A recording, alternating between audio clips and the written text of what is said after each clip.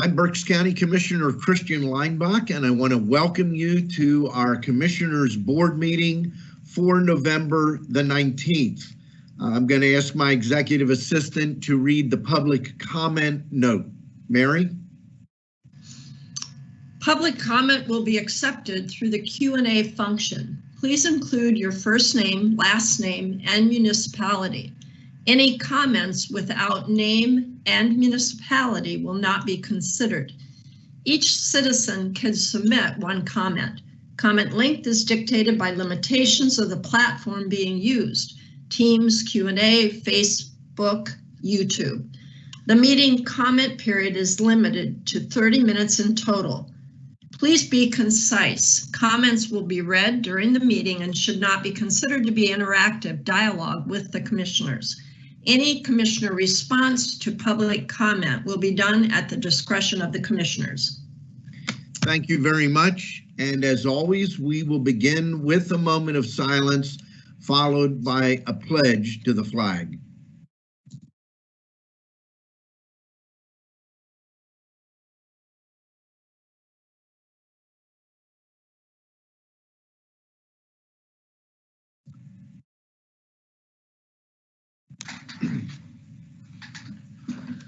I pledge allegiance to the flag of the United States of America and to the republic for which it stands, one nation under God, indivisible, with liberty and justice for all.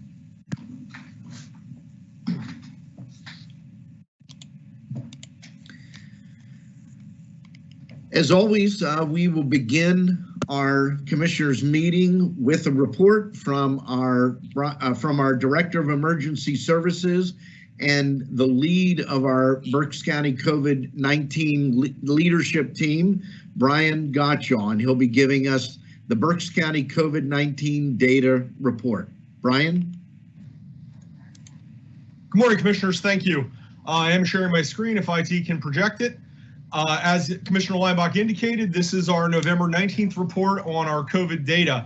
As always, we'll take a look at the PA early warning dashboard. We see that all of these indicators are trending upward to some extent, in some cases, somewhat significantly, particularly when looked at over a couple-week period. In other cases, shallow upslopes. But again, upward, concerning trends in all indicators that our community really needs to be aware of. Bringing it down to what we look at a little bit closer to home here in Berks County, our slide that we've been watching throughout the summer, showing our 14-day smoothed case counts and 7-day smooth testing. We see that our testing remains fairly robust with minor up and down cycles, but well above where we've been throughout the majority of the event. But of course, the right-hand side of that blue curve is our real concern that we're looking at. Our rolling case count numbers are well in excess of what they were even back in the spring. Be very honest, some of that has to do with the fact that we have more robust testing, so we're finding cases that we may not have found back in the spring, but still these numbers are very concerning. A few weeks ago, one of our viewers used the term alarming for our case count rise, and that was when we were down here in an elevated but fairly flat curve. I think that today alarming is an appropriate adjective to use for our case count numbers. Looking again at our first test positivity, as always, not including serial negative retesting happening in nursing homes and other custodial populations. We see what is darn close to a vertical slope in these first test positivity numbers. We are well above the 20% comfortably. We had peaked at 20%, or we had kind of looked at 20% a couple times over the last few weeks, but now we're at a point where 20% would be a nice new normal to get back to. Our case rate per 100,000 of population, again, almost a vertical slope. We're going to kind of wrap these data numbers up with a little bit of a discussion at the end here, but in all cases, these are very concerning numbers that we're seeing in Berks County and throughout the Commonwealth as a whole. Our hospitals, this kind of the good news piece, if you will. Week to week, our hospitals are holding their own. They're not overwhelmed. They're not beyond their capability, but they're monitoring this very closely. They're seeing large numbers. They're seeing a lot of people with suspected and known COVID in-house, and they're operating in the vicinity of their capacity. They're not operating with a nice buffer in between their level of concern and where they are today. They're asking that our community be attentive to this and watch these statistics, be attentive to their own conduct in this flatten the curve effort that we've been working through since the spring. Our comparison to other counties, pretty much where we've been the last few weeks, nothing real noteworthy to point out here except for one thing. And that one thing is not in the circled numbers, it's in the ordered by percent positive. And because this is already a ratio as a percent, we don't really compare ourselves to other counties on a weekly basis looking at our population. But I want to point out that for the first time since approximately early May, Berks County does not have the highest percent positive of all counties in the Commonwealth of Pennsylvania. Now, because this is not a ratio based on population, it's nothing terribly to pat ourselves in the back about. It's not that we've done anything particularly good. It's that other counties are seeing their percent positivity go up. And in fact, the county that has surpassed us here is Bedford County, a fairly non-populous county. But we are seeing problems throughout the entire Commonwealth in both percent positivity and case counts. That's the end of the data presentation. I'm going to stop sharing my screen here so we can go back to live cameras. And I do just want to point out one thing here. In our discussions among the leadership team, one of the members of the team, and I won't say who it was because I don't know that they want the comment attributed to them, but made the notation the other day that our number of deaths in the county, which are around 430 right now, really equate to almost the loss of a community. And I went back and looked at the population numbers of our municipalities in the county, and it is kind of a rafter-shaking note, if you will, that since the beginning of the COVID crisis, our deaths in Berks County effectively equate to the population of Lyonsboro. So it's as though COVID wiped Lyonsboro off the map of Pennsylvania with respect to the number of folks who have died from COVID. And that caused me to go back and kind of look at Pennsylvania statistics as a whole. So the Secretary of Health the other day noted that by January, we're on track to have 12,000 COVID deaths in the Commonwealth, and by March, 18,000. And I went back and looked for the most current statistics I could find. Unfortunately, they're 2017, but I would imagine they probably don't change by proportion that much year over year.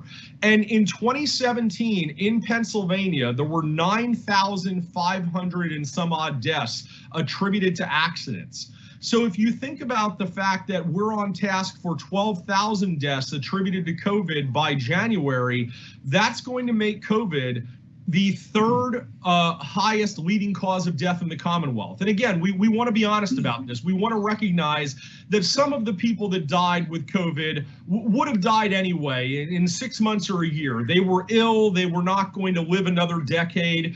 But even that loss of just a year or 2 years of life is significant when you think about it in the human terms.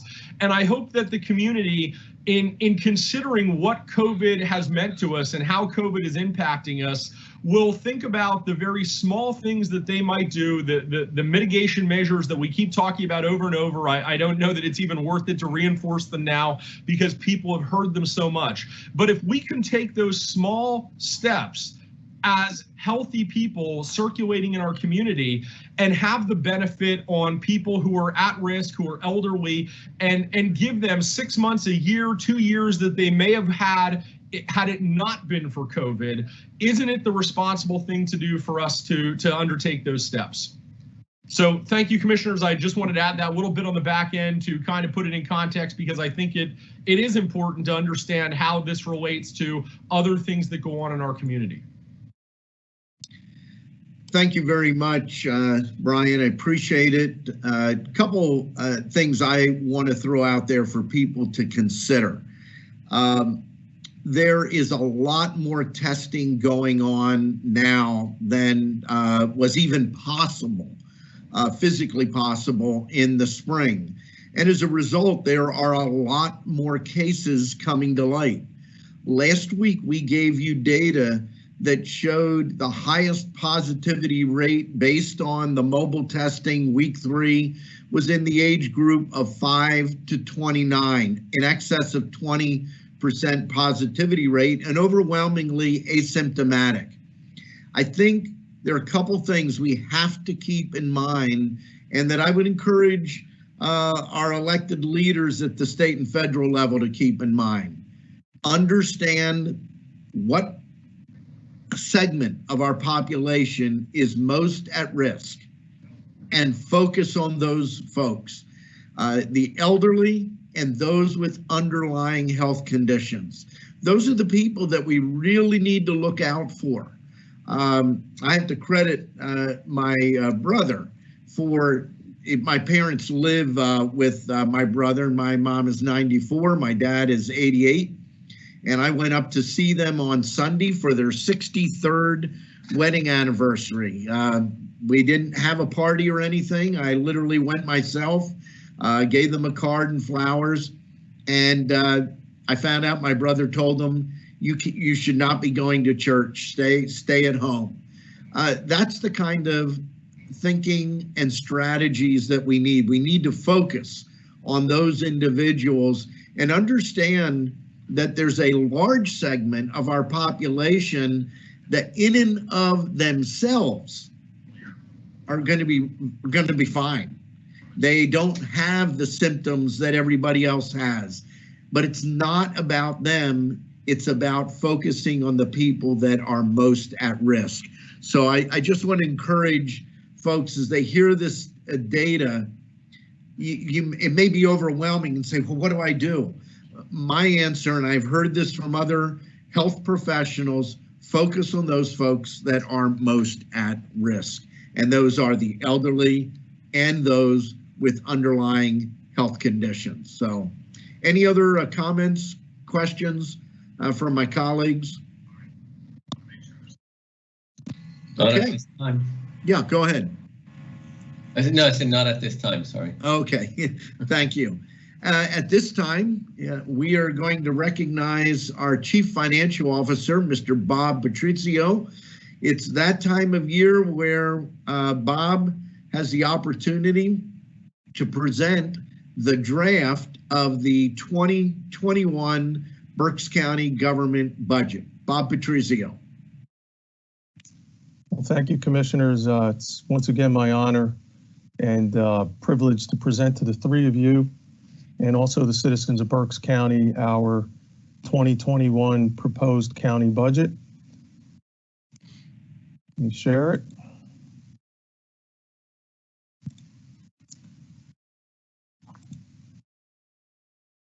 So every year when we start to develop our budget, we develop it around guiding principles from the commissioners of what we'd like to achieve in our budget. It's not up yet. Not up yet. Okay, sorry, got ahead of myself.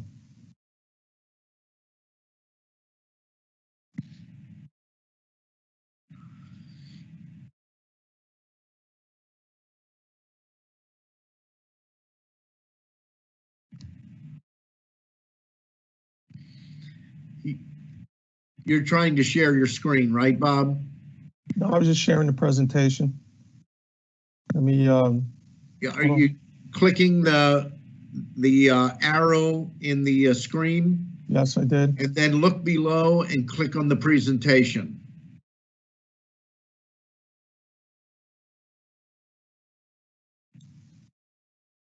Can you see it now? No. Okay, let me go You have back. to click on the open share tray. Yep. Then it should pop up and you should see your presentation. Click on that. There you go.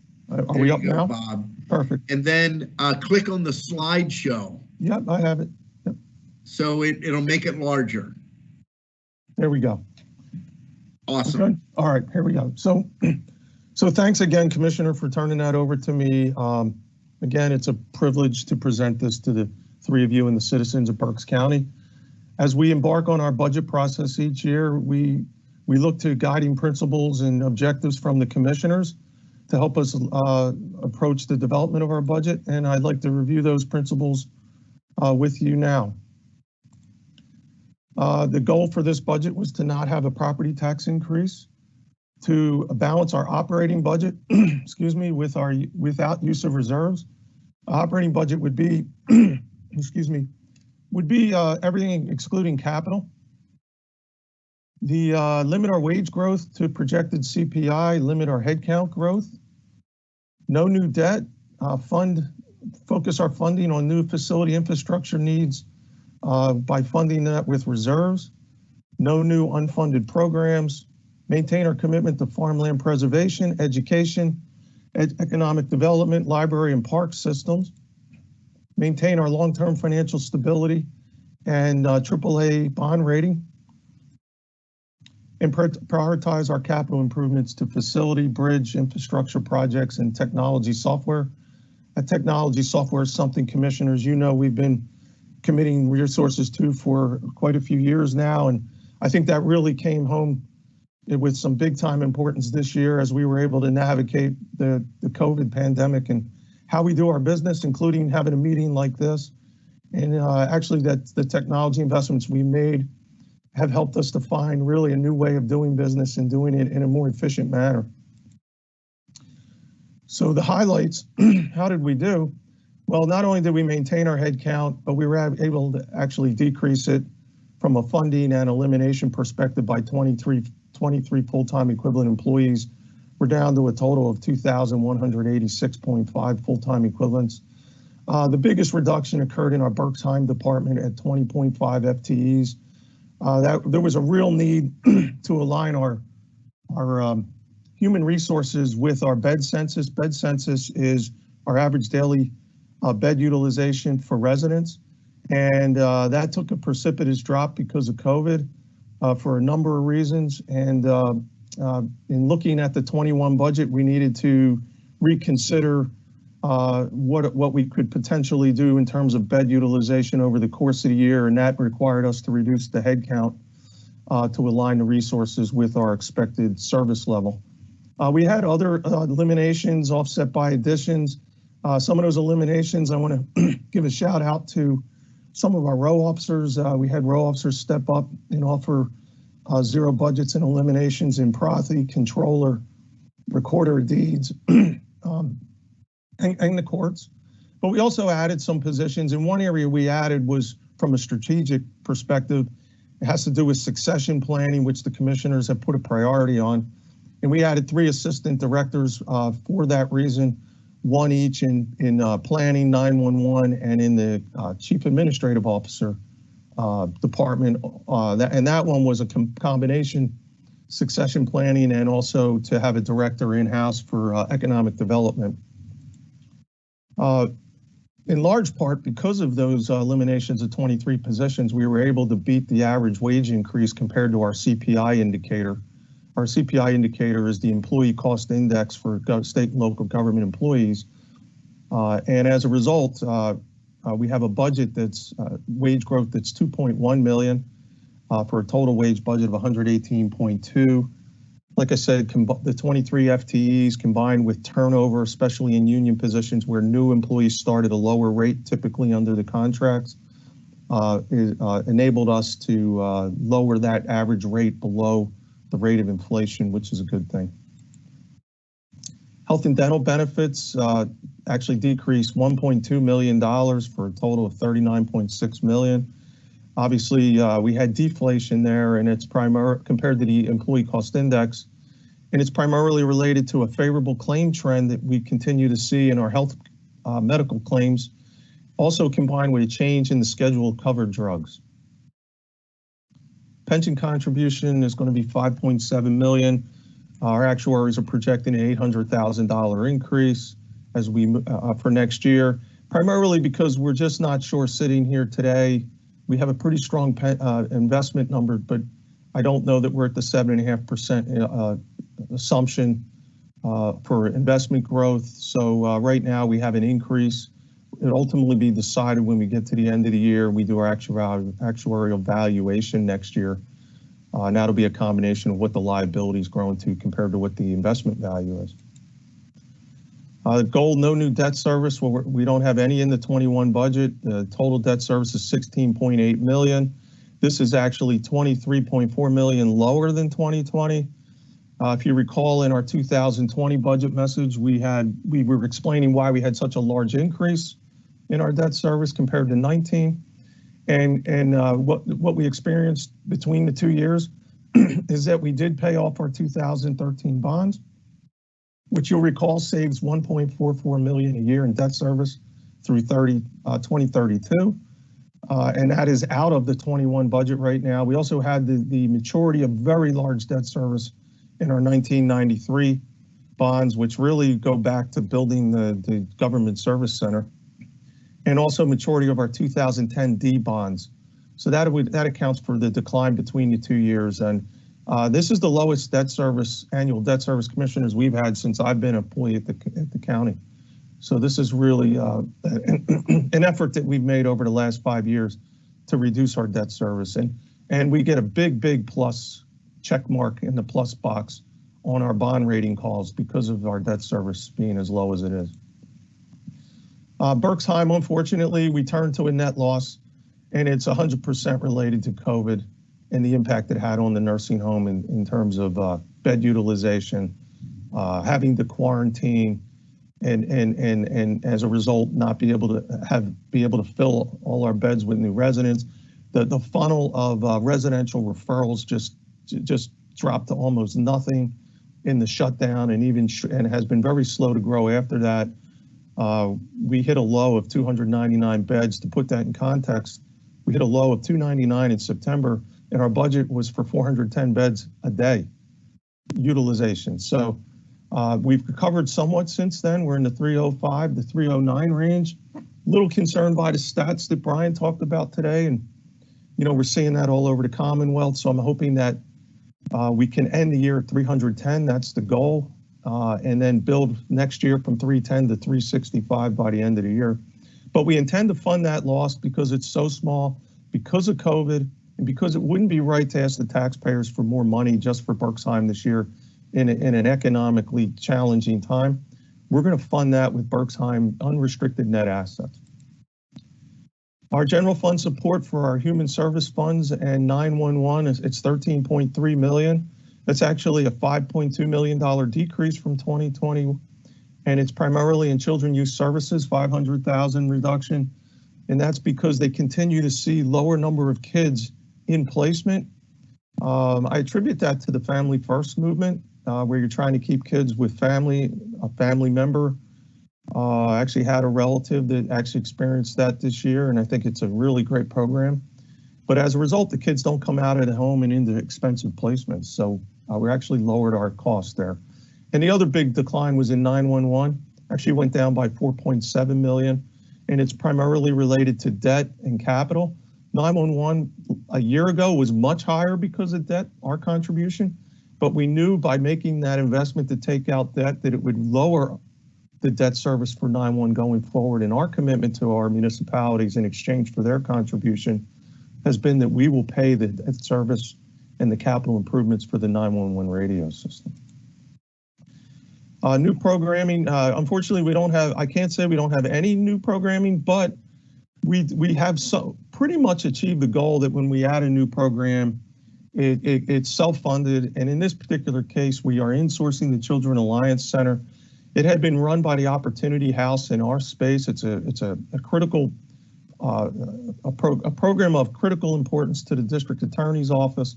And we're going to insource that and manage it because Opportunity House just doesn't have the means to continue to run that program beginning January 1 next year. It comes at a very modest cost to us of 25 to 30,000 maximum. And then, of course, the goal was to maintain our commitment to economic development. We've made an investment in economic development of $750,000 in 2020. We're going to do that again this year. A little different because we brought on Pamela Shupp-Mennett, who is not only our deputy director, assistant director, or assistant CAO, but also our director of economic development. And we're going to have this investment is going to be in personnel, marketing, and business outreach. We continue our sponsorship with RAC at the same value that we had in 2020, and they're still going to benefit from $600,000 in CDBG funds from the Redevelopment Authority. BCPS, we're going to continue and actually increase our support of the R3 program by $10,000. Plus, they're going to continue to get $50,000 from the RDA. Library system, $3.5 million. That's actually it's $180,000 increase over last year, and $150,000 of it is for member libraries, and it includes our $900,000 to Reading Public Library. That's an agreement goes all the way back to when the city transferred the Fire Training Center property to the county. Park system, $3.7 million for operations and improvements, actually $120,000 increase over 2020. And COCA, continuation of our support at $1.7 million, and that includes, once again, $300,000 from the Redevelopment Authority for the program out of Community Development Block Grant money. And of course, we had a moratorium on support for public transportation for 5 years that saved us a considerable amount of money. But a year ago, under the agreement with PennDOT, our support, we had to renew our support, and there's a mandatory 5% increase for us this year that enables the South Central Transit Authority BARDA to maximize federal and state funding. So that's going to leave us with a recommended budget of general fund budget, which is what we're required to do in county code. I don't quite understand why county code only requires general fund, but we put forward a fund in full transparency to our citizens of all funds, but we're required to designate an expenditure budget for the general fund of $233.5 million this year is our recommendation. That's actually $23.7 million lower than what we had in 20, and it's primarily because of the debt service that I just talked about, and our capital is lower in 21 than it was in 20. For the public audience, this adjustment here is that line on the prior slide that was support for our human services and our 911 function. So right now we're recommending a budget that has a general fund deficit of $7.9 million. For all funds, we're recommending expenditure budget of $548.3 million.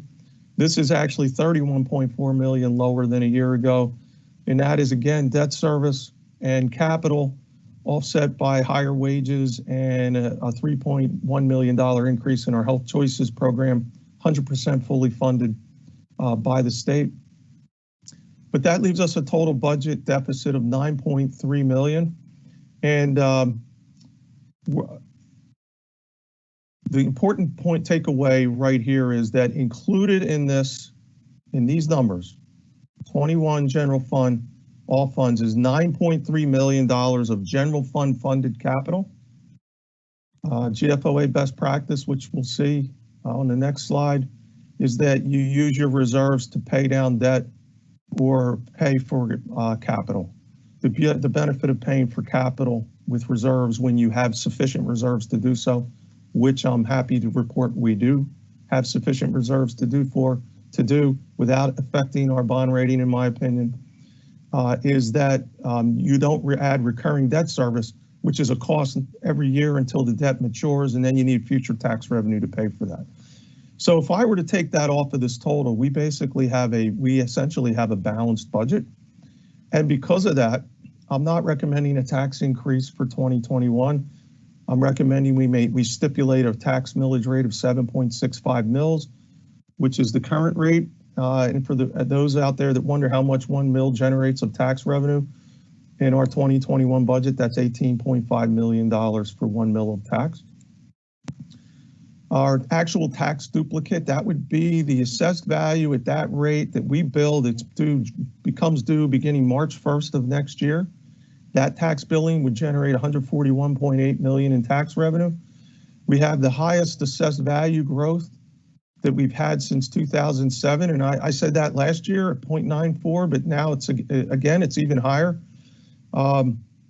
There was really no evidence that COVID impacted this in 2020. Our interims were higher every quarter. And that's really bodes well for us. And it's a big contributing factor to why our tax revenue at 147.8 million increased by 2.6 million. That does include interims and it does include tax claim. I can tell you that in that 2.6 million is 900,000 for tax claim that we're carrying from 2020 to 2021. And it's because we agreed to request for help from taxpayers to forego tax sales because of the economic crisis that we had with COVID. And we saw an increase in applications almost doubled requesting that help. And that pushed the collection of those taxes into 2020. And in consultation with our treasurer, he feels that we should be able to collect that in 21. So we missed on the budget in 20, but we're putting it in the 21 budget.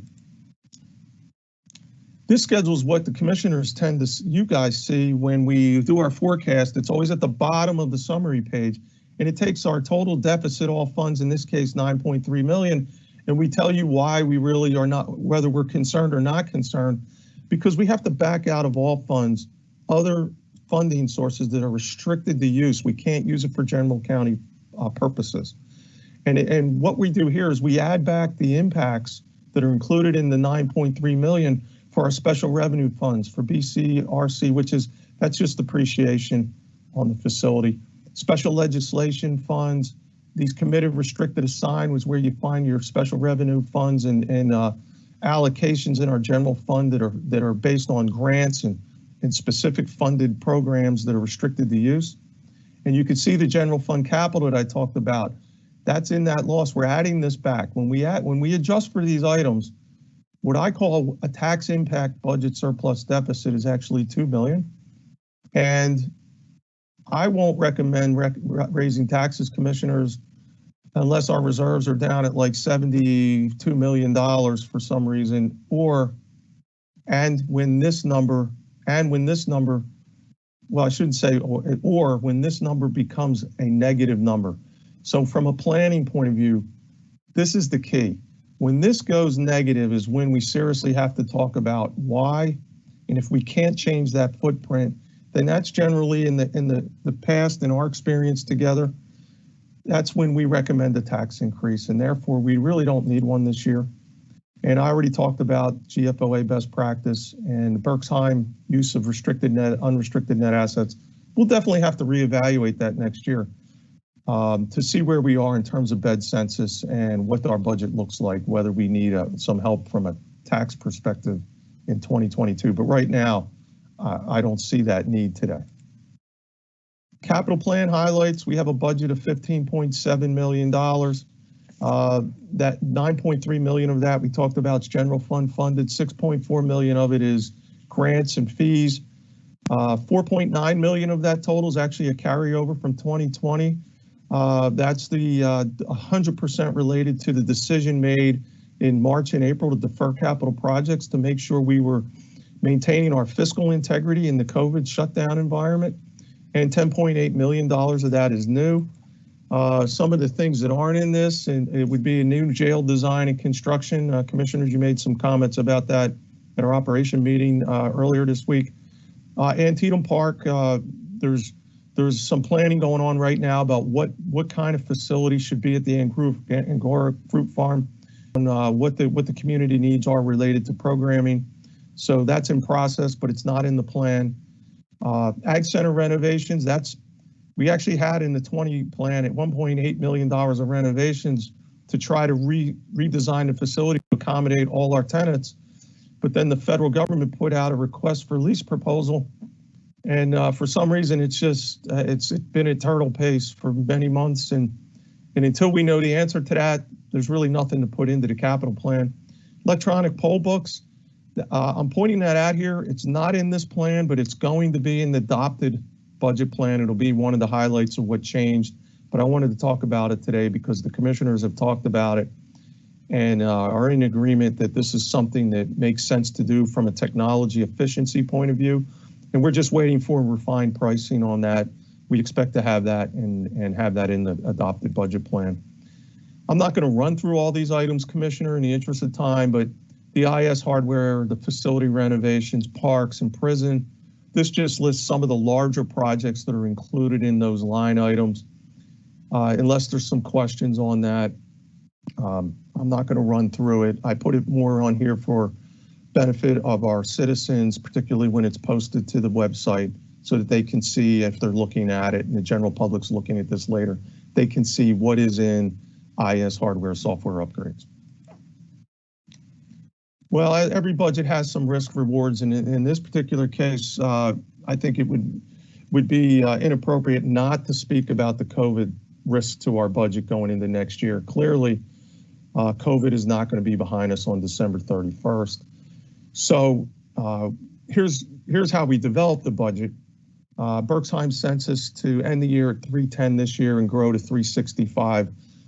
We have a significant portion of that growth is hockey sticked in Q3, Q4.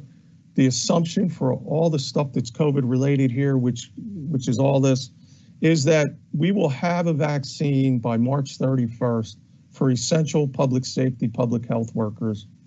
And we will have a vaccine available for the general public in the second quarter of next year.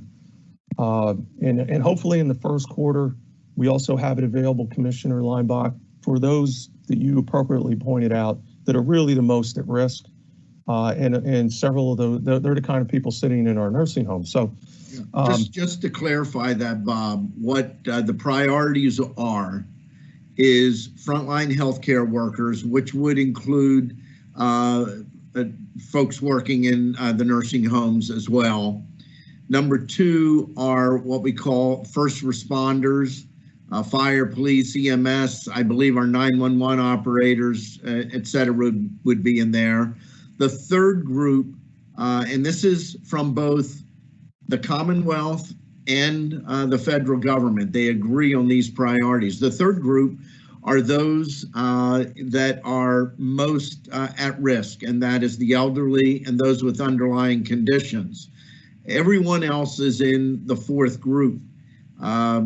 What you've done, just so the public might say, we're not going to have a vaccine till March. What you've done is looked at this in a very conservative way. The belief is that there will be vaccine out potentially in December for frontline healthcare workers, but we're simply saying you're building a budget based on March 31st. By that point in time, the frontline healthcare workers will have it, and by June 1st, the end of the second quarter, you're hopeful that all the others will have access and that it'll be broadly available. It by no means suggests that everyone that needs a vaccine is going to have the availability of a vaccine, but that it's broadly available. Is that a correct analysis of what it is that you're saying? That is absolutely correct, Commissioner. Okay. Thank you for summing that up so well. That's exactly what I'm saying. So we did build a conservative budget, and we built into this testing, based on that March 31st date, working with CHR, Todd Wagner, we decided to put 13 weeks of testing in, 13 weeks of testing in for the first quarter at the rate we're currently paying. We consulted with jail staff, whom I assume consulted with Prime Care, and we put $200,000 in for testing at the jail. And then Commissioner Leinbach had informed me, or Commissioner Barnhart had informed me that we should add $70,000 for contact tracing. So this is a recognition that COVID isn't gone by December 31st, and we need to have some cost in our budget next year.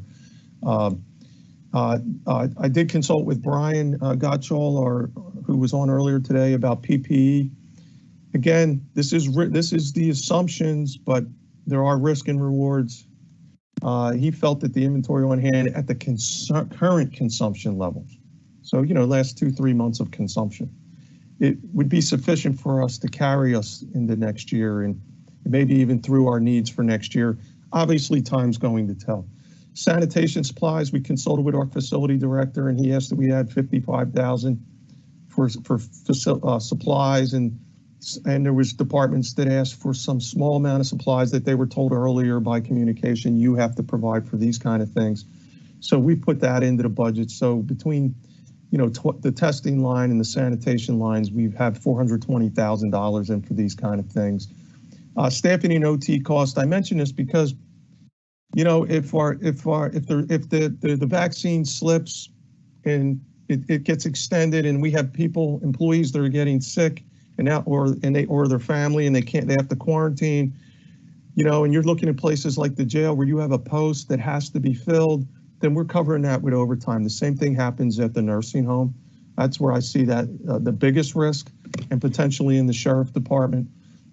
Tax base, potential bankruptcies. You could see from the tax numbers I showed you earlier, we've seen tremendous growth in our assessed value in 2020. The question's going to be, are we able to collect all our billing next year? And that's going to be a function of what is the ultimate impact, particularly on small businesses, particularly if we go to, you know, the kind of shutdown that we had on businesses in April and May. You know, I don't know without more federal stimulus how well these entities could if they could sustain a second round of that. Hoping that doesn't come to that, but that's why I mention it. And then of course state budget cuts and unfunded mandates. I mean, commissioners, you know that the state's fiscal year budget that started July 1 of 2020 only funded services at the county through around the state through November 30th, with one exception, and it was a really important exception. They did fund children youth services and the juvenile probation services part of juvenile probation for the whole fiscal year, but everything else is only till November 30th. And sitting here today, I haven't seen anything that says we're going to sustain a cut, but I don't know what that ultimate budget's going to be. Here's what we do know. The state sustained a $5 billion revenue shortfall because of COVID and the shutdown. They had less wage taxes, less sales and use taxes, less income taxes. And as a result, you don't make up lost revenue. When you lose revenue in a budget, and for those kind of revenue sources, you're not making it up. You might be able to get back to that level with a strong economy, but you're not recovering $5 billion.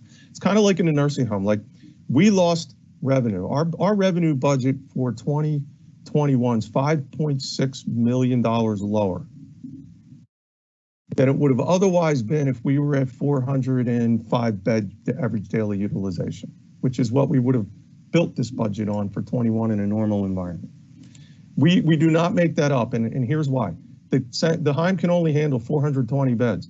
The only way to make up a loss of 100 beds is, okay, well, can I go to 520 beds for a year? The answer is no, we don't have the capacity.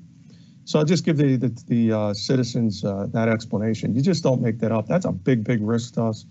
And of course, there's no new COVID grants in this. That could change everything. Here's what I will tell you. We budgeted $4.5 million in contingency. It's $200,000 higher. Increased it slightly because of these risks. And if we have the risk, we have the wherewithal in our budget. If this gets extended another quarter, we can cover it out of that. And that's how we're going to cover the risk in this particular case. And hopefully it's not more than that. It was more than that this year, but hopefully next year it won't be. Outcome of our CBA negotiations, we have our two largest unions in negotiation right now. One's in binding arbitration. So we'll see how well the rated as base wage increases in our budget. If our trend can continue favorably on medical claims, that would be a reward. If it deteriorates for some reason in health and workers' comp, then it would be a risk to the budget. I'm anticipating that it won't worsen, but you never know. Pension asset performance and valuation method changes always affects the annual required contribution. We already talked about the investment performance and why we're a little higher on that reason next year. What's not in this valuation for next year is if the pension board was to make a valuation method change, for example, change the way assets are valued or change to a different mortality table, both of those changes would increase the liability significantly for next year. Just sidebar note, I don't think it's necessary to do either one. The managed care impact on Berks rates, I only mention this because we've assumed no rate increase. There was no, we went to managed care January 1 of this year. The state was saying you can negotiate rates. Well, no one was able to negotiate a rate increase for January 1 of 20. And we are not able to negotiate a rate increase for January 1 of 21. And quite frankly, that means on our medical assistance beds, we haven't had an increase for probably 8 years. And so that creates a problem when your base wage costs grow with inflation under collective bargain labor agreements, and your, 80% of your beds don't have a rate increase, but it's 80% of your services. So that doesn't bode well for us from a long-term perspective. But I just wanted to mention, if for some reason they gave us a rate increase July 1 next year, that would actually be a reward. That would make a difference to that $1.1 million projected loss. Continuation of the IGT program, I don't see any reason why it would end, but it's the federal government program, potentially with a new administration, you just never know. That in that result of 1.1 million loss is $4.7 million net income benefit from this program. If that wasn't there, obviously we'd have a $5.8 million loss and we would be having a different discussion today. But we do have that, and it's very, very important. We're gonna pay $9.3 million, and this is just IGT, by the way. This does not include Medicare Day 1 incentive, just IGT. We're gonna pay $9.3 million, and we're gonna get back $14 million. It's a great program for county-owned nursing homes. Timing of new jail decision, I'm not gonna spend a lot of time on that because I think that's likely gonna be out a couple years. Tipping fee revenue, it's still in litigation. Tipping fee revenue in total for all our landfills generates $4 million in revenue. So it's a big source of revenue for us in the general fund. And our jail ADP budget's set at $950. 2020's was actually at $1,100. But working with Janine, she felt based on where we're in the 800s. We did our spike up. We're kind of holding in the 800s. We felt 950 would be conservative. But the good news is the commissioners just talked about this, and I'll let you talk more about it, but there's a pretrial electronic monitoring program that could have a very, very favorable impact on this. And I'll just leave it at that and leave it to the commissioners to make some more comments about that if they'd like to. And then I'm going to finish with this chart here, proposed budget consumption of taxes and fund balance by function. So this is always educational for the general public to know. So what happens with my tax dollars? And I'm going to point out a couple of large pie charts here. We have judicial at 27%. We have public safety at 34%. We have 911 at 2%. If you will, if we consider this kind of larger umbrella of public safety, those functional groups represent 63% or $115 million of a $180 million pie chart. It's always by far the three largest components of this. In public safety, the biggest consumer is the jail. They have a net cost to us in the 21 budget of $45 million, and followed by APO and JPO account for like 97% of that total. Judicial would be your courts, your MDJs, your DA, your public defender, your clerk of courts, your court reporters, sheriff are in that bucket, and 911 is self-explanatory. Just some other things that we have here. Miscellaneous, a lot of times you go, what is that? Well, that's where our contingency is at $4.5 million. Culture and rec is 100% library and parks. And community economic development is where we have our ag land department, which is where we have our ag land preservation. On the capital pie chart, that was $1 million commitment again. And you also have in there our contribution to RAC, our contribution to COCA. So commissioners, this brings us to where we are today. We've just presented the budget, and now the next step would be we're going to make this available for the mandatory 20 days of public inspection. We'll have it on the county website at the conclusion of this meeting. We'll have copies in the budget office and the commissioner office, which we'll provide today. And we'll ask the commissioners, we'll come back on the December 17th, and we'll update you with some changes that we've made. There's still some things we need to make. There's still some personnel things that we're working on. We have a meeting tomorrow to talk about some of that. I already talked about electronic poll books, those kind of things, some adjustments to be made in the budgets. But I don't see any of that I see all of that being very insignificant when you're looking at the $548 million expenditure budget. So with that, I will turn it over to the three of you for any comments or questions that you may have. Thank you very much, Bob. We appreciate your work and the great work of your team to pull together the draft 2021 budget. Before I open it up to my colleagues, we do have one comment that is specific to the agenda. Mary Buer, if you would read that comment, and then Bob, you can respond, or I or my colleagues may want to weigh in as well. Mary? It's from Claudia Strauss, Berkshire Heights. Good morning. I was surprised by last week's big news that Bob Patrizio is not recommending any tax increase for 2021. I'm not complaining, but I am concerned, especially given all the additional expenses the county has incurred due to COVID-19. Please elaborate on where cuts are being made to accomplish, either by reducing programs or by eliminating them. It would be helpful to know what proportion of those savings will come from cutting county jobs. It would also be helpful to know for individual programs and budget areas, what percent of each budget is being affected. I am particularly concerned for Berks, both for those who live there and those who work there. This is a particularly vulnerable population, not just physically, but psychologically and emotionally. Reducing the staff ratio will only add to the isolation felt for the last 9 months and accelerate the declining health county family members are experiencing. Thank you. So Bob, why don't you address the Berksheim first, since that's the latter part, and then the more general no tax increase piece. Yeah, I'd be happy to. Let me start by this, Commissioner. I know you want me to address the Berksheim piece first, but let me say the only reductions in the budget as a result of COVID is at the Berksheim, and it's simply because we were staffed and we maintained the staffing ratio that's appropriate. There's DPW requirements for what your staffing ratios need to be on a per resident per day basis. But the reductions at the Berksheim of 20.5 FTEs they are not permanent eliminations. They are just defunding of positions to align our staffing ratio with the new reality that we're not at 405 beds or 410 beds. We maintain that staffing ratio for that number of residents for a significant portion of 2020.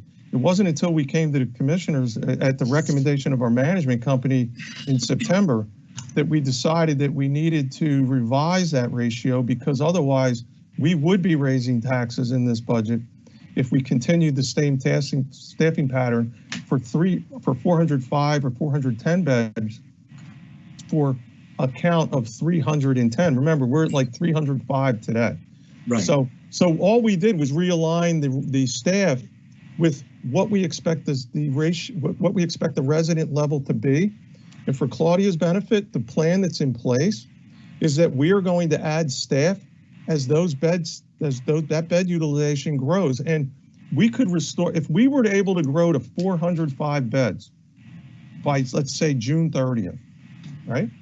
All of those positions that were defunded would be added back by June 30th. We're going to add back as the beds increase in logical increments to make sure we maintain the same staffing ratios that we would normally have with 405 beds. So I hope that answers the Berksheim question. As far as the overall budget, we have developed a budget really business as usual. I mean, other than assuming that the bed count's going to be, the average daily population is going to be lower at the jail, the only impact that had wasn't on staffing. It was on variable costs. So we expect lower food, lower health care, those kind of things, potentially lower overtime. So the rest of the budget is based on the current service level that we have today. It's kind of called zero-based budgeting. So we haven't seen a significant decline at all in our services levels We've been operational since June. And so we build our budget next year that we're going to maintain the same current level of service we have today next year. There are no budget cuts in any other departments. Now, the question about how did we lose money? You know, because of how quickly the commissioners reacted to COVID, to be fiscally responsible. I already mentioned one item. We immediately the commissioners asked Commissioner Barnhart to take the lead on this, and we looked at what are we doing in April that we don't have to do, because we don't know at that point we had no idea what our revenue would be from grants. We had no idea what the impact was going to be. So we deferred capital, $4.9 million, that saved money. We've gotten grants that paid for a lot of the costs that we've incurred. We got $4 million of grants at the Heim, so it minimized the total loss at the Heim this year. Are we going to have a loss at the Heim this year? Yes. But could it have been a lot worse? Absolutely. When I look at our reserves, we actually, because of the grants that we have, because we did furloughs, and that was only a limited period of time, we brought everyone back except 5 positions. We actually saved from furloughs alone, we saved $2 million in wages between when we actually put it into place and when we started bringing people back until everyone was back. We actually had wage savings this year of $4.9 million.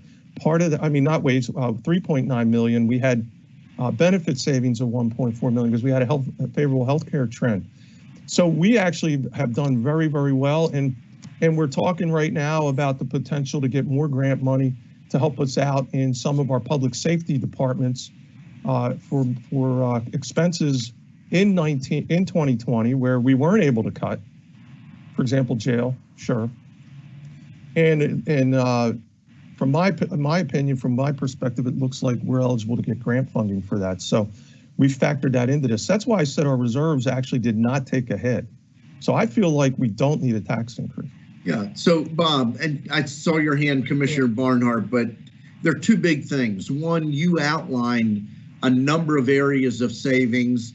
And number 2, you addressed the other point, and that was that in April, the commissioners, actually really the end of March, the commissioners said, we've got a serious issue here. We need to make some changes. Commissioner Barnhart volunteered to lead the savings and efficiency team. And one of the first things we did is say, we know we need a new jail, but that is off the table for the foreseeable future. That was something that we were ready, I would say the end of February, we were ready to sign a $500,000 contract with CGL, a consultant, to help us choose the best possible strategy to build a new jail, to right size the new jail, et cetera. And we said off the table. And we have no timeline at this juncture to bring that back. Commissioner Barnhart and his team, you're right, initially hit just under $5 million of capital projects that were moved to future years, not necessarily next year. We're not out of the woods yet. And additionally, just Tuesday, Commissioner Barnhart's team presented a more detailed report on some of the efficiencies they've identified relative to technology and some other areas. So, look, Claudia, what is important for you and others to understand is early on we said, we don't know how big of a hit COVID will be, but it's clear it's going to be significant. We can't wait till we get through COVID and then assess the damage. We acted upfront, and Commissioner Barnhart really led the way with SET. And so with that, I'll transition. I know Commissioner Barnhart would like to make a comment. I wanted to say that before him to recognize the work that he has invested in this very specific area. Obviously, I support it 100%. Commissioner Rivera supports it, but I wanted to say that before Commissioner Barnhart commented. Commissioner. Thank you. I just want to go back to how important it is to understand the Berks-Heim challenge. These are not nursing positions, these are support positions, and many of them were unfilled. So it's not a physical removal of people through a layoff, furlough.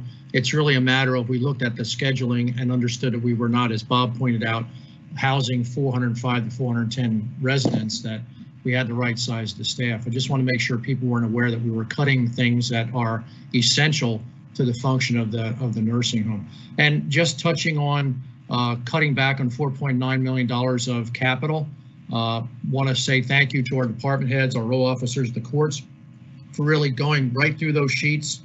Probably a whole day it took us to go through those sheets to make sure we could defer those expenses. But the most challenging part of March was to spend 4 days interviewing all the department heads, the row officers, the courts, and look for where we could furlough 300 employees. And I think our county did a tremendous job of treating these people with respect and dignity, extending their health care, allowing them to use benefit time if they so desired to do that.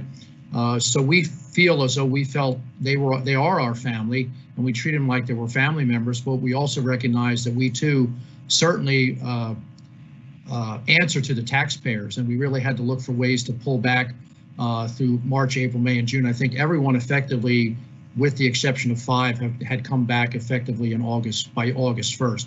They started moving back in May, June, July, and August, but I think we really were compassionate toward the people who were not working in the building, and that was primarily based on trying to empty this building out. Technology could only take us so far.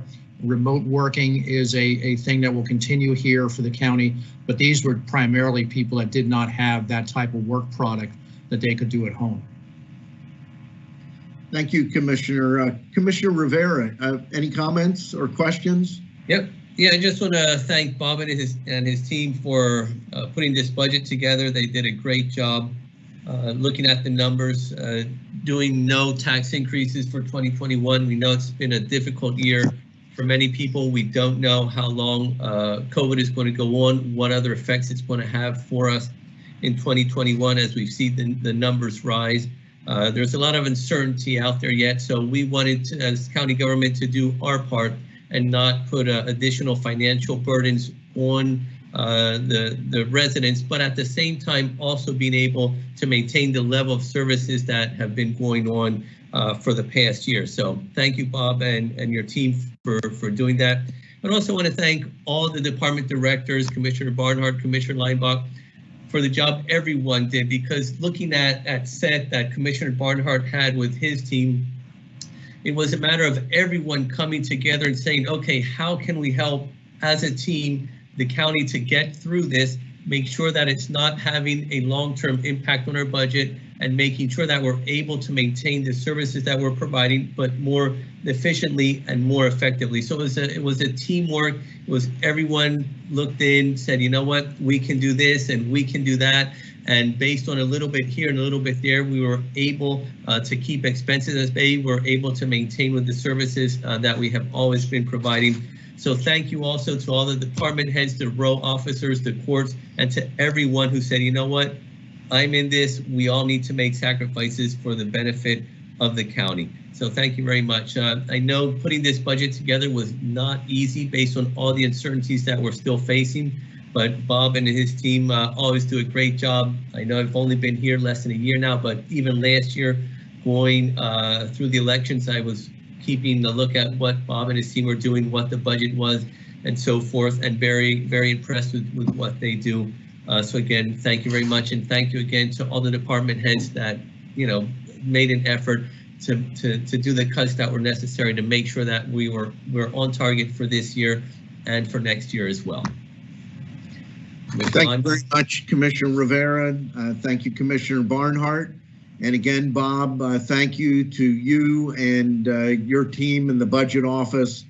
And as noted, we will vote on the final budget.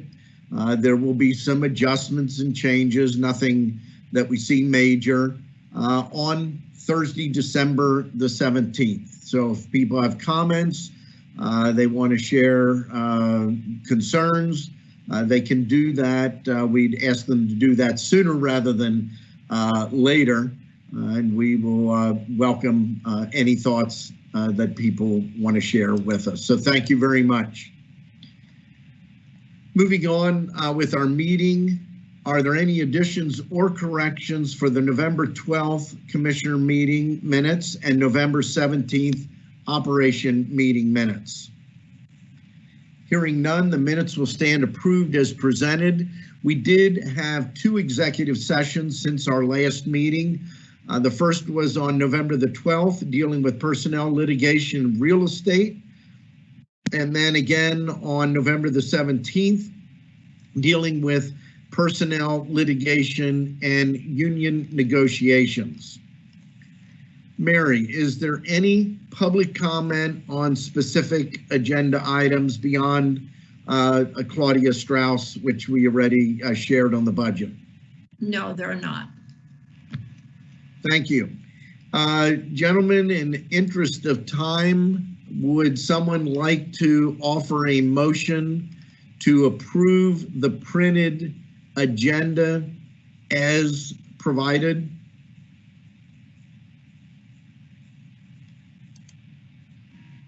I'll second that. I don't know that I heard the motion. Oh, Okay. Commissioner Barnhart for the made motion. the motion, seconded by Commissioner Rivera. Is there any discussion? And just for those that are saying, why are they doing this?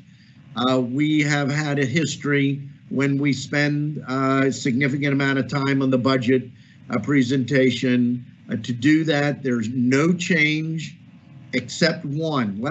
By the way, let me read that. There's a, and let me go down to 430.2020. We had to change the language to get this correct, and let me read this into the record.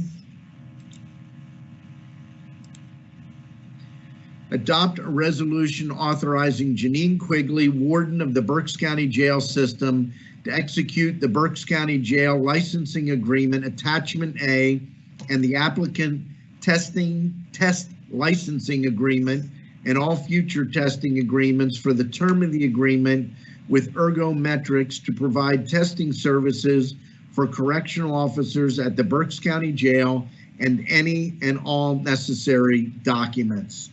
So Commissioner Barnhart, will you accept that as an amendment to the agenda? And Commissioner Rivera, will you accept that in your second? I'll accept it as an amendment to the motion. I'll accept it in my second. Thank you very much. With that, is there any further discussion? Just comments. I'd be remiss if I didn't Sure. recognize Jessica Jones and her promotion to Director of Area Agency on Aging, Pamela Seaman as Director of Mental Health and Developmental Disabilities, and Cody Kaufman to First Assistant County Solicitor. I just didn't want to leave that out. That is part of the agenda, and they are tremendous assets to our county and look forward to many years of service at these positions. I will ditto that. Absolutely very important folks, and glad to see them stepping up to these roles. And I was going to mention that in the comments part, but I will ditto that as well. Welcome and thank you for the work that you've done so far for the county. And we're looking for many more years. And Cody, welcome to the county. I know it's been a short time here, but you've been doing a great job so far. Thank you. Very good. I will note, just in case somebody may be concerned, there are 12 contracts. They are listed at the very end of the packet, but those 12 contracts are 9 children and youth services, 1 planning, and 2 commissioners. Is there any other discussion? Hearing none. All those in favor signify by saying aye. Aye. Opposed? The motion is carried. We'll turn now to our Berks County Treasurer, Dennis Adams, with the Treasurer's Report. Dennis. Good morning. Good morning. Good budget presentation, Bob. This morning we have an opening budget of, or an opening fund of $163,546,565.21. A balance to clear of $6,028,877.23, leaving a general fund budget of $157,517,687.98. Thank you very much, Dennis. And we'll move now to our County Controller, Sandy Graffius, with the Controller's Report. Short and sweet. Total accounts payable, $3,475,500.91. That was short and to the point. Our next individual is our Chief Administrative Officer, Ron Seaman. Ron? Thank you, Commissioner. I too need to congratulate Bob and his staff on the budget preparation. It's never an easy task. It was made more difficult this year because of all the external constraints we've had with COVID and having to deal with meeting virtually and so forth. When we individually went through the capital requests, it was painstaking, but with the assistance of Laura Jones, Bob's assistant and so forth, we made it through quite well, and they are to be congratulated. There is no meeting next Thursday because of the Thanksgiving holiday. And all I'd like to do is say to each and every one out there, 2020 has been difficult at best, but I do believe if we all turn introspectively and reach deep down within our souls, we can all find something to be thankful for. And I would urge everyone to take some time during the upcoming week and look at everything in spite of what we face and find those positive things we can be thankful for. That's all I have to offer. Thanks. Thank you very much. We'll turn now to Commissioners' reports, and we will begin with Commissioner Barnhart. Thank you, Commissioner Leinbach, and again, everyone who joined us here this morning. Good to have you. We've been talking a lot about election poll workers and election services employees, but I want to thank the voters, specifically the 207,564 of you who cast ballots out of a total of 272,192, which is 76.26% of the Berks County population either voted early by mail or came in person. Thank you for your dedication and your patience. I know a lot of you spent some time in line, but with 202 polling locations and some minor issues at a few, I think that's commendable that I think the public was very patient and understanding going through this process.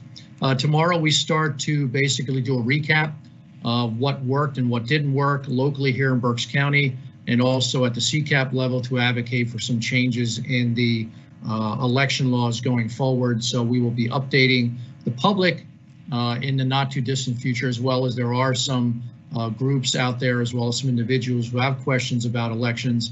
We will be getting those answers to you within the next few weeks.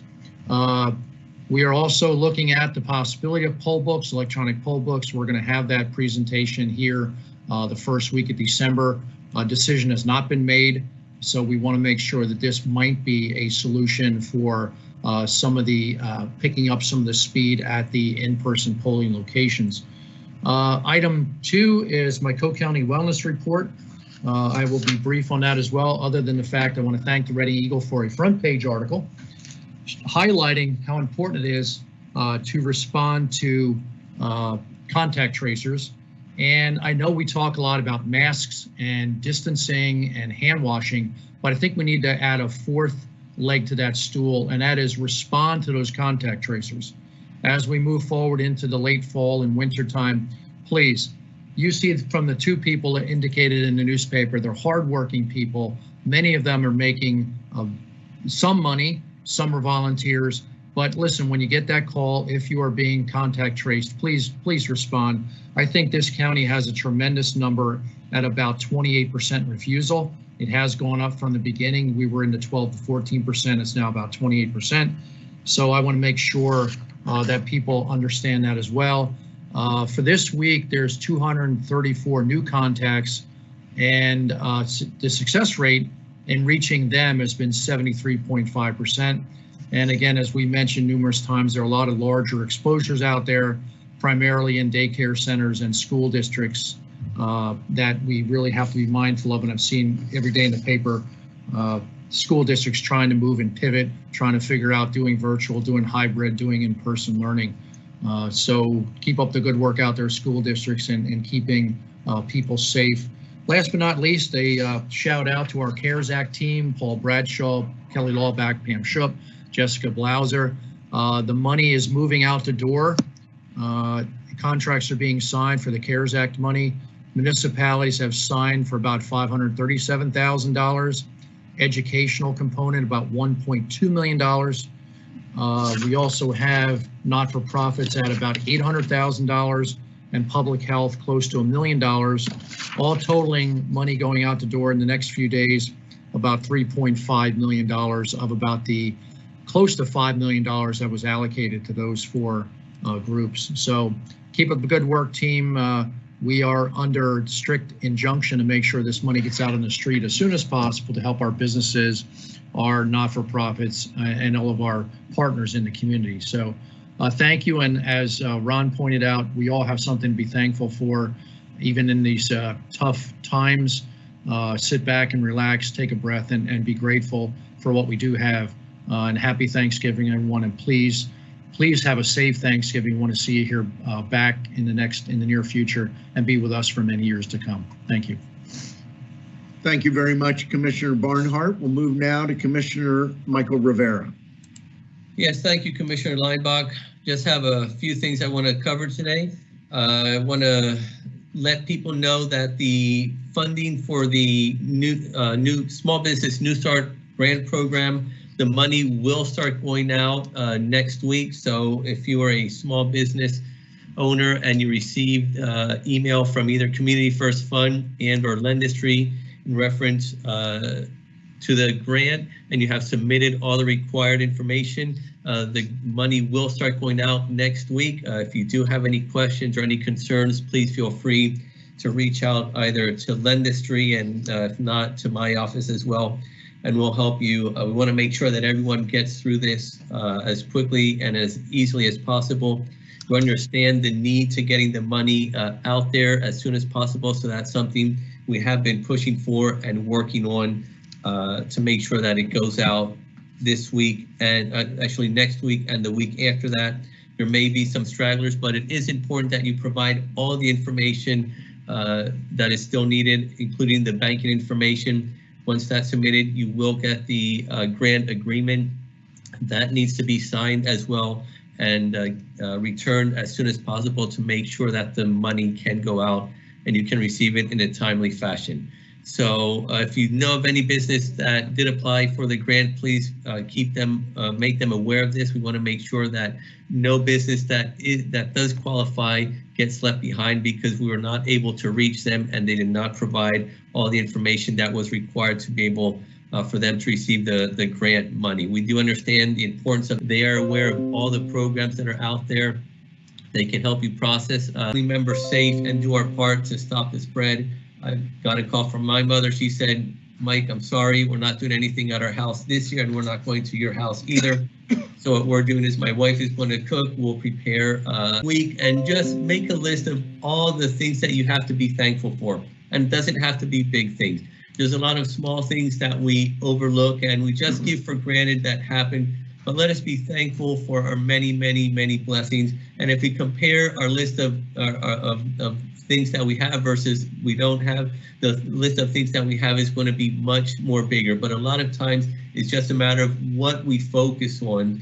And we a lot of times just focus on the negative things. My wife is a real estate agent, and at times it gets really difficult with the banks and everything that's going on. The deals aren't coming together. There's a lot of stress, and something that I've learned, and I still have to tell myself at times, and I always tell her, I always say, by you losing sleep or by you sitting there and dwelling on it and letting it get to you, is that going to change the outcome of the transaction in any way?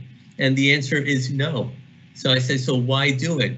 What it be is what's going to be. You do your best. You do what you can. There's things you can control. There's things that you can't control.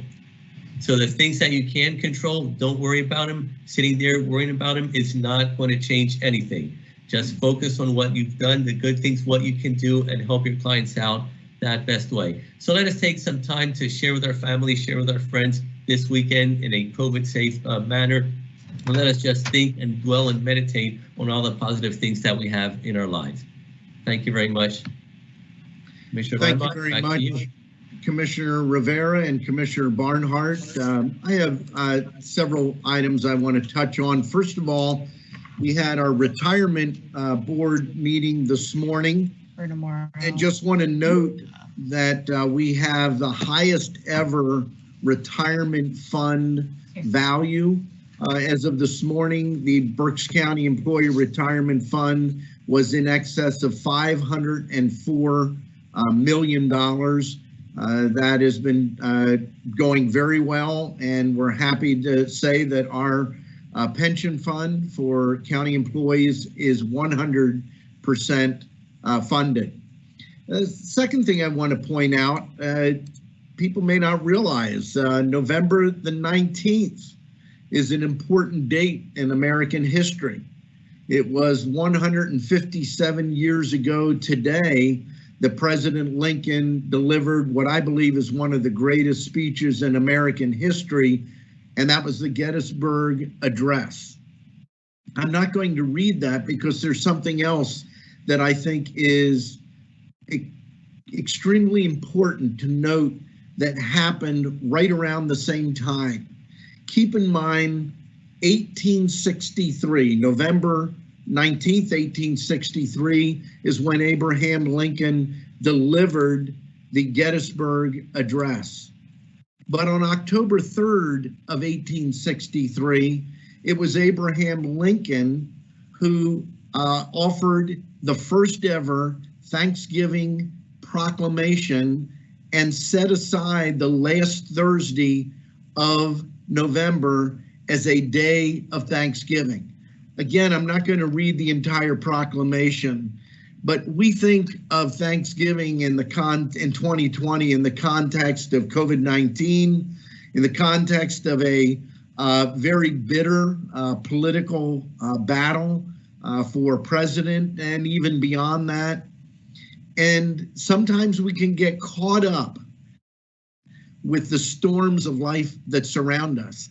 Well, believe me, on October of 1863, our country was in the greatest conflict it has ever seen. One segment from that proclamation, and he was referring to all of the great things outside of the war that people had to be thankful for. And he said this: "No human counsel hath devised, nor hath any mortal hands worked out these great things. They are the gracious gifts of the Most High God, who, while dealing with us in anger for our sins, hath nevertheless remembered mercy. It has seemed to me fit and proper that they should be solemnly, reverently, and gratefully acknowledged as with one heart and one voice by the whole American people. I do therefore invite my fellow citizens in every part of the United States, and also those who are at sea and those who are sojourning in foreign lands, to set apart and observe the last Thursday of November next as a day of thanksgiving and praise to our beneficent Father who dwelleth in the heavens." Interestingly enough, from a historic standpoint, while Lincoln set the day aside, it did not become a national holiday until 1941, when President Franklin Roosevelt on December 26, 1941, signed a resolution establishing the fourth Thursday in November as the federal Thanksgiving Day holiday. Interestingly enough, on December 7th of that same month, the United States was attacked by Japan. And I give those examples to reinforce what both of my colleagues have already said. We know there's a lot of difficulty.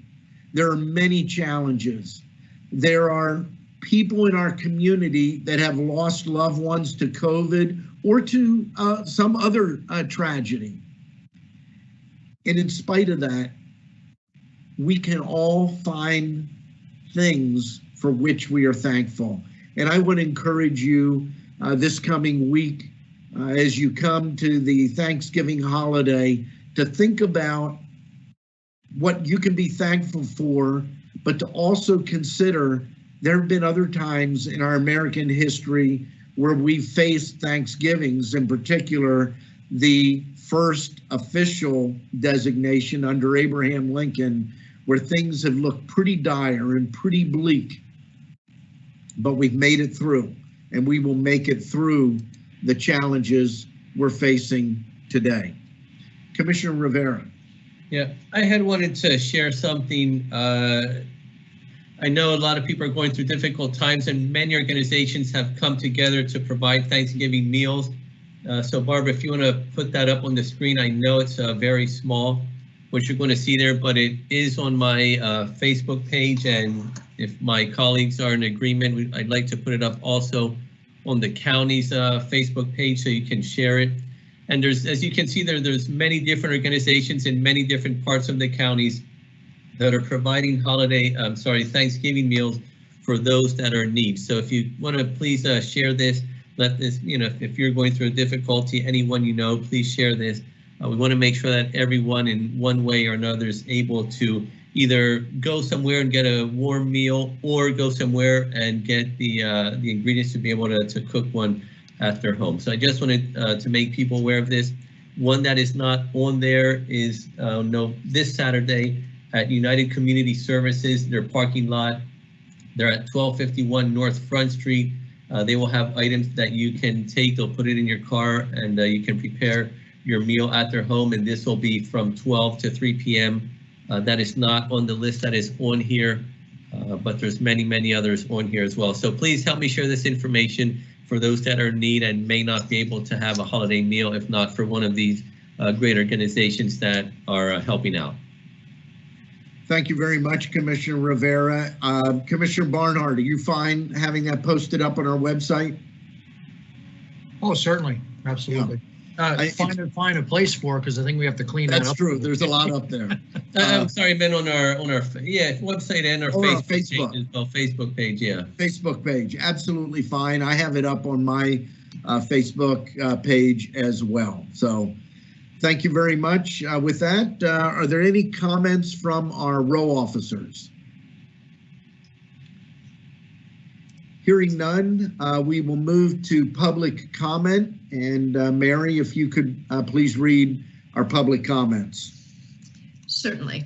Crystal Kowalski from Why I'm Missing. Good morning, commissioners. What were the results of the COVID tests given to the people incarcerated at the Berks County Prison following the 2 prison staffers testing positive? Thank you. Crystal Kowalski. Melvia Ahmed in Why I'm Missing. Good morning, commissioners. Thank you for a well-done election. Commissioner Leinbach commented about focusing on those people more at risk for contracting COVID-19. I hope that he is aware and considering that asymptomatic carriers are a great risk to the community because they don't show symptoms but still have the capacity for transmitting the virus. With a virus of this type, a plan of attack cannot focus only on the people that we see who are ill, but the ones that are not visibly ill who are spreading the virus because they falsely believe there is minimal risk. Different methods may be appropriate for different risk pools. but each population pool has to take some precautions for all of us to be protected. Louise Grimm, why I'm missing.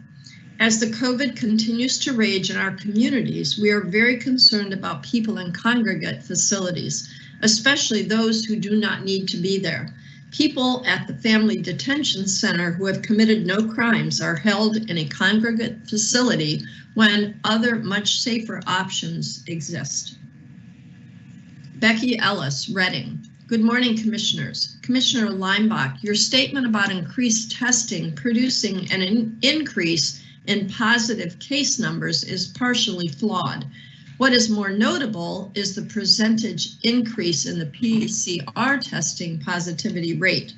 This metric is a more accurate means of determining the increase in positive cases within our community. With a PCR testing positivity rate of 9.8% for Berks County, this indicates that nearly 1 in 10 people who are getting tested in Berks County are testing positive for COVID-19. Be careful not to downplay the increase in positive cases being reported in Berks County as being a direct result of an increase in testing. Unfortunately, this has become a partisan battle cry, and now more than ever, we need everyone working together, properly wearing masks and getting tested to prevent further spread in the interest of public safety. Be safe and be well. Jess Royer, Spring Township.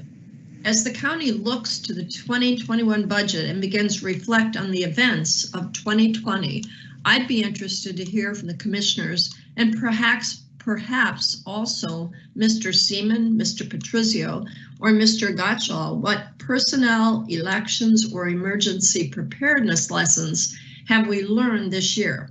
Of course, the year isn't over yet, but we have seen much tumult and had to adapt to so many challenging situations in the past several months. What long-term changes can we expect to come out of this year? And that concludes the comments. Thank you very much, Mary. I appreciate that, and thank you for the comments. Would my colleagues like to address any of the items? Yes, I could quickly answer Krista Kowalski. It's noted in the paper today that 100 inmates were tested and they were all negative. It's in the paper, I think section B today. And just a response to Jess Royer, yes, we are really looking at a multitude of situations. A lot of it was noted in the budget address and some of our comments. And more particularly, we're going to move forward with positive changes with elections and how we handle elections in the county, as well as the SET team, the Savings and Efficiency team, will have an awful lot of permanent changes here in the county, and predominantly they are technology oriented. Thank you. Thank you very much. Commissioner Rivera. I just also wanted to comment on Jesse's comment here. Basically, I mean, we've looked at many things. We've spoken about. How you doing, Sharon? Okay, somebody needs to be muted here. It's Dennis Adams. I'll mute him here. So he's spoken about different things initially, but one of the things that we've had discussed is there's a lot of new use of technology here, things that we're looking at doing also differently with the technology. But it's not a matter of saying, okay, we're doing this now with technology, we're going to get rid of X amount of employees.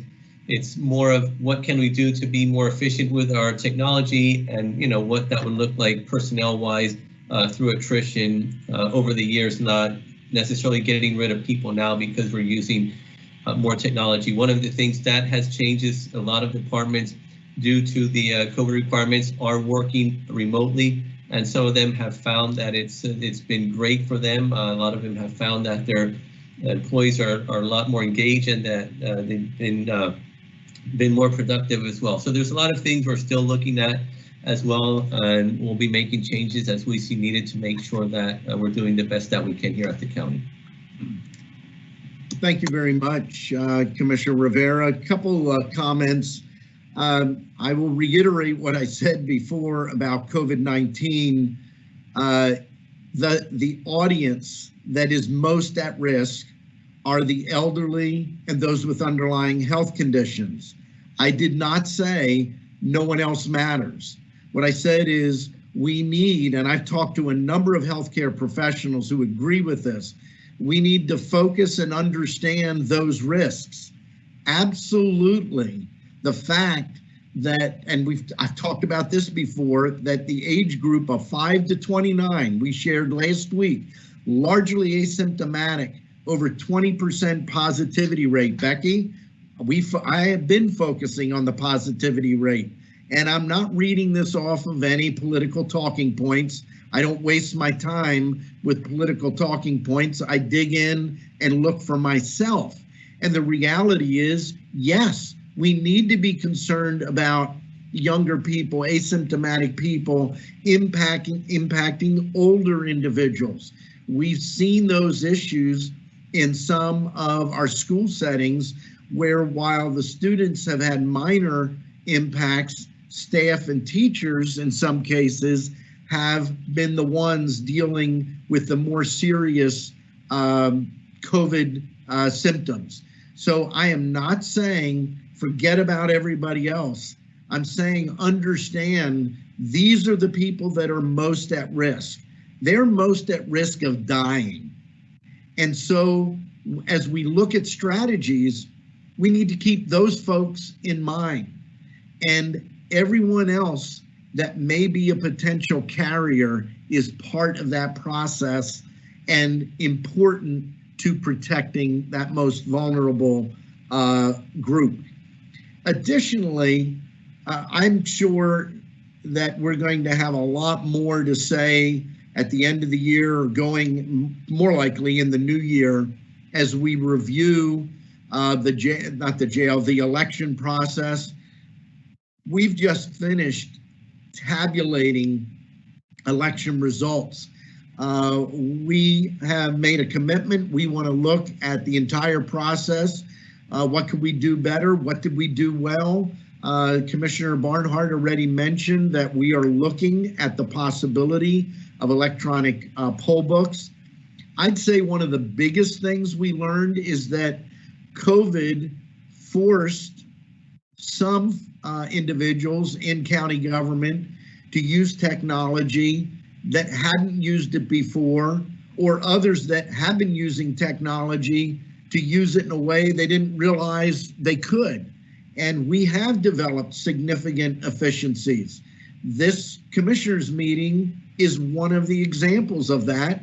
And we've made the commitment that even when we go back to in-person meetings, we are keeping the Microsoft Teams, Facebook Live, YouTube Live platform, in addition to being streamed directly to BCTV.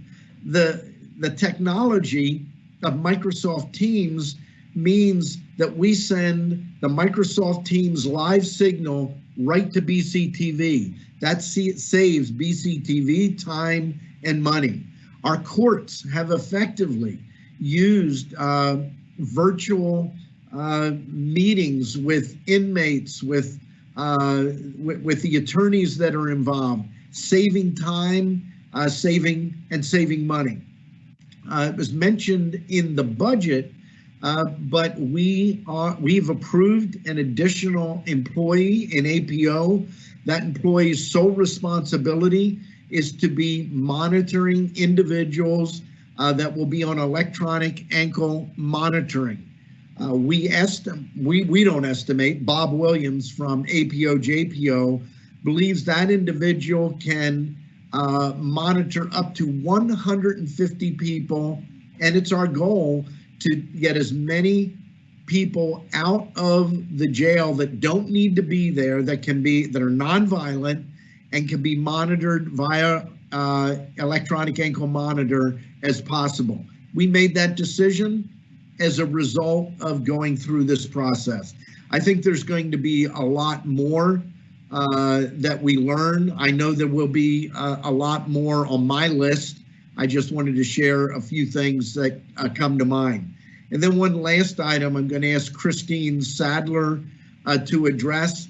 We continue to have people point out the risk of COVID-19 and the Berks County Residential Center. The reality is there has not been any cases with residents, and we've had a couple cases with staff. And Christine, if you could share, there was a lawsuit about the facility relative to COVID-19 to force the Commonwealth to move folks out because of the perceived dangers of COVID-19. Could you give us an update on that? Sure, and I just want to clarify, there has been no positive residents since the beginning up to this point in time, and the positives have not been amongst county staff. There were no positive county staffs, members that have tested positive for COVID-19 since the beginning up to today's date. There was an emergency removal order petition filed asking the Commonwealth Court to enter an emergency order removing the residents from the facility. The Commonwealth Court denied that petition to do that, and an appeal was filed to the Pennsylvania Supreme Court. The Pennsylvania Supreme Court denied that petition and by affirming the decision of the Commonwealth Court. And that was a recent decision that came out this week. So that just demonstrates the quality medical care. I understand certainly any, facility where you're doing, care in a group setting presents risk. But I would like to point out that the medical department is run by the federal government. The individual in charge of that medical department is Commander Danielle Shirk Mills. She comes to Berks County just prior to her tender at the ICE facility there from the CDC. So we couldn't have asked for a person that has greater knowledge of the risk associated with these type of things and understands the important CDC protocols that need to be followed in this situation. And in my opinion, she's done a tremendous job of making sure that the facility is kept safe as possible. The residents at the facility continue to get checks for COVID symptoms and monitoring, and we're doing everything possible to ensure the track record that we've been able to maintain so far. And I think it's important to note in the Commonwealth Court decision, which I read portions of that decision many weeks ago, the Commonwealth judge praised the facility for the way it has addressed the COVID-19 issue and the mitigation efforts that have been in place, and the results, as were noted by the judge, speak for themselves. So I think it's important that people understand we're not ignoring any of our facilities. We're doing everything possible to protect our residents at the Heim, our staff at the Heim, our inmates at the jail, our staff at the jail, and our residents at the residential center and our staff at the residential center. We're doing what we should be doing. That's our responsibility. And frankly, I'm proud of the work our various department heads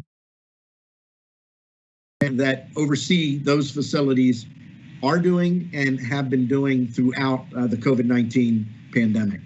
And just to add some additional detail to Commissioner Barnhart's comments about the jail, in addition to the fact that no inmates on the 2 housing units where we had staff members testing positive, so we had no staff members, to the best of our knowledge, infect any of the inmates on their housing unit. There were no positive inmates on those particular housing unit. We also did testing beyond that. We tested our worker population, which was a total of 65 inmates, and they were all negative as well. We continue to do testing upon arrival at the facility, and prior, we just implemented a new program where we're going to be doing a second testing prior to releasing them from isolation and placing them on a general housing population.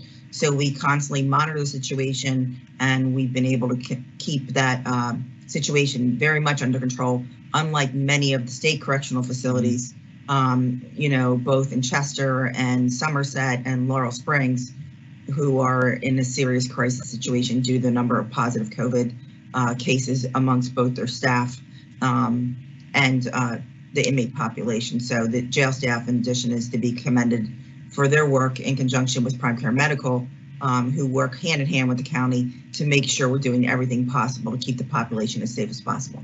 And our staff members.